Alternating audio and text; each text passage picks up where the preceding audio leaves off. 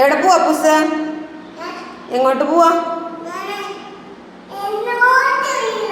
എങ്ങോട്ടും ഇല്ലേ?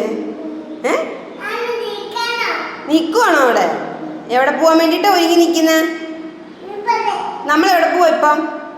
നമ്മളെവിടെ പോകുന്ന ഇപ്പം? എന്നാ? സാറേനെ കൊണ്ടുവരാൻ പോവാണോ? സാറ മാത്രമേ ഉള്ളൂ അവിടെ? ആരൊക്കെ ഉണ്ട് അവിടെ? അങ്കിയുണ്ട്. പിന്നെ ആരാ?